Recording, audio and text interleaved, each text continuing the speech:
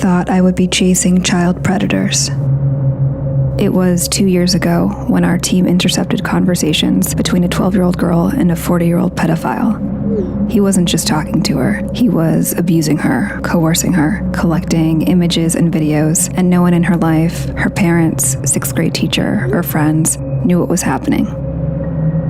I have a sixth grader of my own. I have 3 kids, actually, but you don't have to be a parent to be devastated by this. I work for a tech company that uses artificial intelligence to detect issues like grooming and sexual predation, and this is something we see constantly.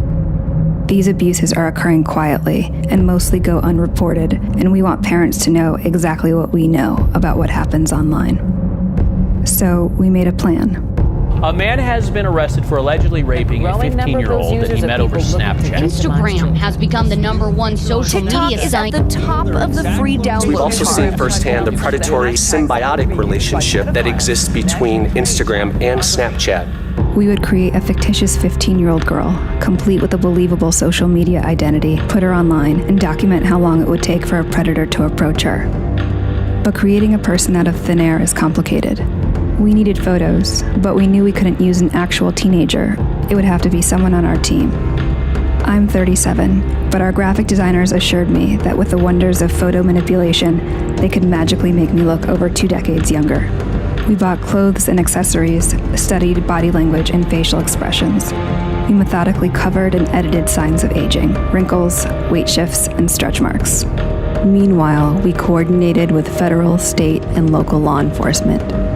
Then we built a story around her, a history, a family, a social circle.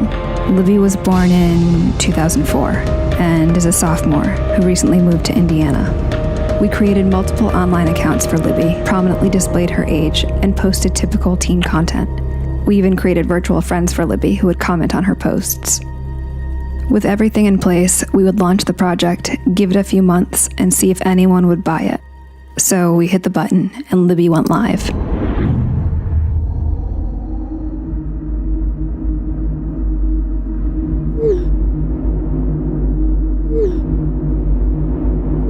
Within the first hour of posting on Libby's accounts, 7 adult men contacted her. By the end of 9 days, that number was 92. The conversations ranged in severity from making sexual comments to sharing and requesting explicit photos and videos to manipulation and threats. The onslaught was so massive, it took 5 of us playing Libby full-time to keep up. We decided to move off-site where we could scale up the operation and gather as much information and evidence as possible. Since Libby is 15, men might try to falsely justify their actions towards her because of her proximity to adulthood. Would parents question, where's the bar? Would a 13-year-old face the same barrage of predators? A 12-year-old? How young could it possibly go? The graphics team transformed me into 11-year-old Bailey. Bailey is afraid of the dark. She hasn't had her first crush yet. She's still prepubescent. A parent might assume Bailey would be insulated from any sort of predatory attack. We launched our 11-year-old persona online. 444 and go.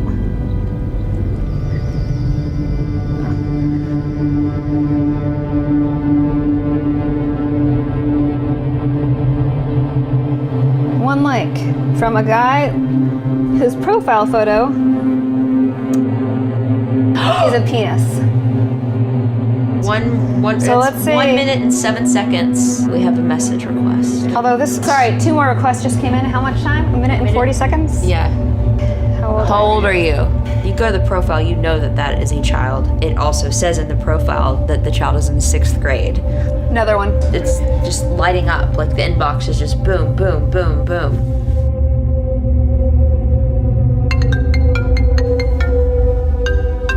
An incoming video call in less than 5 minutes.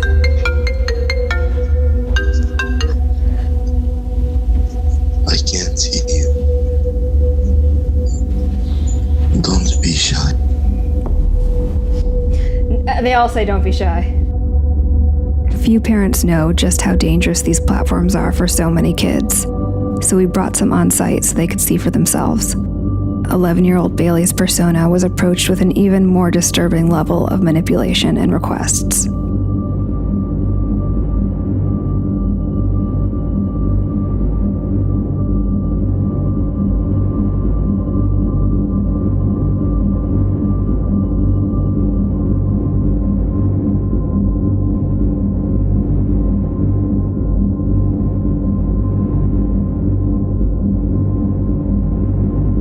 While the majority of the abuse happened from a distance, our child profiles also received requests to meet up in person, especially our 15-year-old persona. 28-year-old Keith was relentless. Like the others, he took no issue with Libby's age. He shared explicit videos of himself. He treated the virginity of an underage girl as a prize to be stolen. It was a tough decision, but if Keith wanted to meet Libby in person, we would let him. We synced up with our law enforcement contacts, and within 24 hours, we were on the ground and ready to meet. We already had evidence of what he had done online, but was he willing to carry things out in real life? We knew 37-year-old me attempting to pass for 15-year-old Libby would be a challenge. But I would wear a hat, a lot of makeup, and a big sweatshirt, and see if he showed up.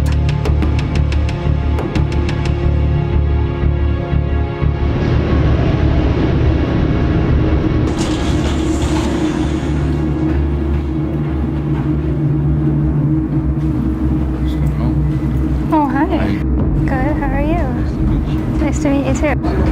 Hey. How you doing? Good. Okay. Is it what you expected? Well, yeah. So you going upstairs? Wait, so do you want to go for a walk first? Okay. What's wrong? Why you're not trying to rush upstairs? What was that? Why you're not trying to rush upstairs? I don't know. I'm a little nervous. Now let's go upstairs then. Don't be nervous. I've never done anything like this before, so I'm a little nervous. It's the first for everything.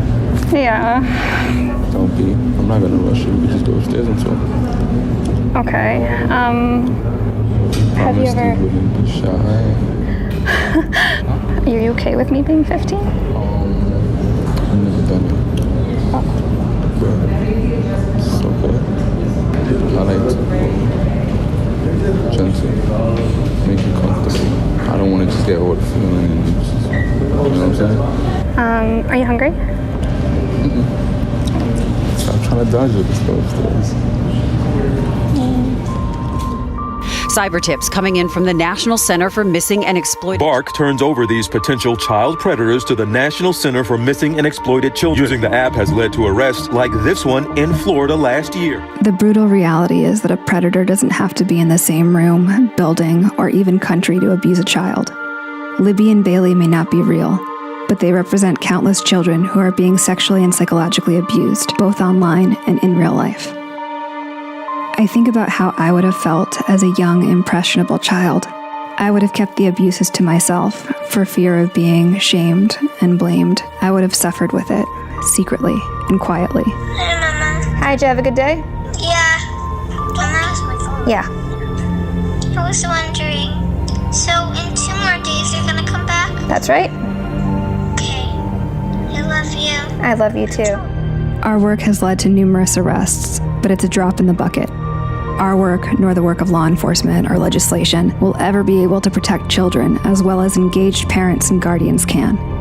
When asked, my advice for parents is to talk to your kids early and often, know what apps they're using and with whom they're communicating. When facing crisis, kids need a soft place to land. Make sure they know they can come to you for help.